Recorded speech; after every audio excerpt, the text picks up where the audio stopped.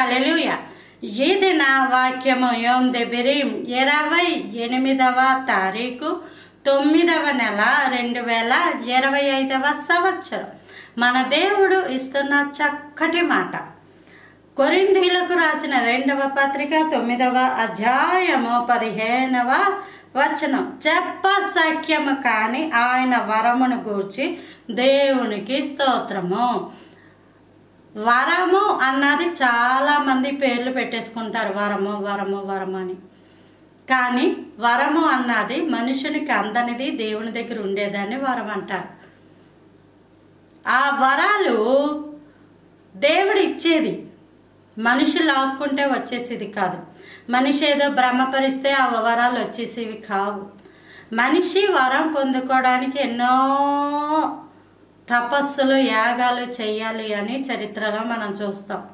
అయితే బైబిల్ గ్రంథంలో మనం చూసినట్లయితే ఆయన పాద సన్నిధిని వెతికినప్పుడు ఆయన ఏం చేస్తారు? వరముతో నింపుతారు.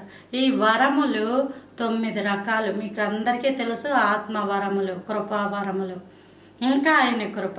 అయితే చెప్పశక్యము కానీ ఒక వరం ఉందంట. ఆ వరమును గూర్చి దేవునికి స్తోత్రం. వరాలకి పేర్లు ఉన్నాయి, 9 వరాలు. ఆ వరాలు ఏంటో మనకు తెలుసు, రాసుంటాయి.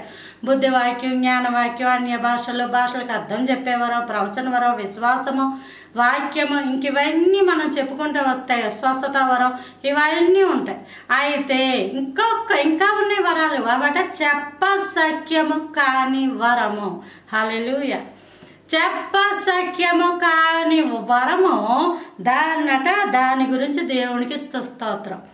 దేవునిని బట్టే చూడండి, గాడ్ గిఫ్ట్ అని చెప్పి మనం వెహికల్స్ మీద, అలాగే ఇంటి మీద, సెల్ ఫోన్ల మీద రాస్తుంటారు.